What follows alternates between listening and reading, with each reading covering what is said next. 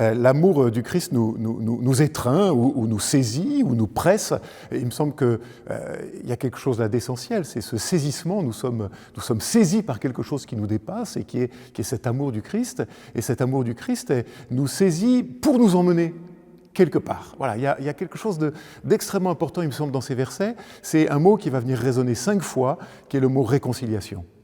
Nous sommes saisis par cet amour, et cet amour nous conduit à quelque chose de façon inéluctable, d'une certaine façon, qui est la réconciliation.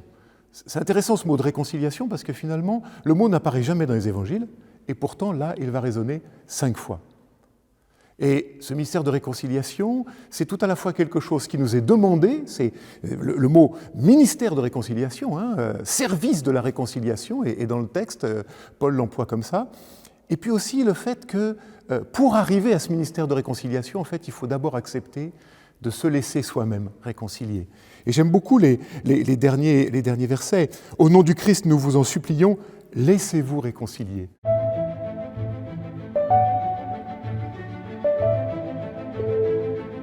Alors ce qui est important pour nous, pour cet anniversaire des 500 ans de la Réformation, et dans cette perspective de la réconciliation, c'est de vivre ça d'abord dans une réconciliation de nos histoires et de nos mémoires.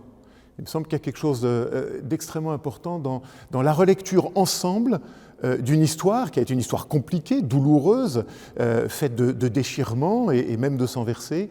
Comment on peut relire ça ensemble pour non plus opposer des histoires les unes aux autres, mais arriver à retravailler ensemble une histoire commune dans cette perspective de la réconciliation.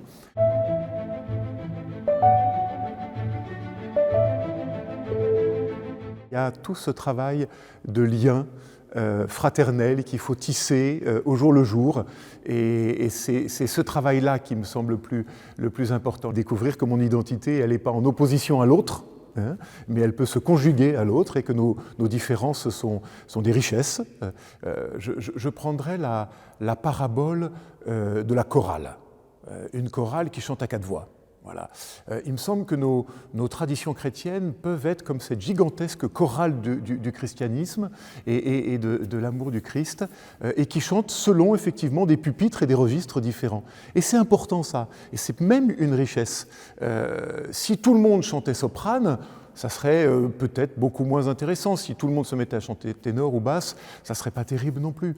Il y a ces 4 voix qui viennent s'enrichir, et moi je pense l'unité de l'Église un peu comme ça, à 4 pupitres différents, à 4 voix, mais pour ça il faut 2 choses. Il faut qu'on se reconnaisse les uns les autres, bien sûr, et je rêve et je fais le vœu d'une pleine communion entre nos églises, et il faut rester fixés ensemble sur le chef d'orchestre, qui pour nous est Christ.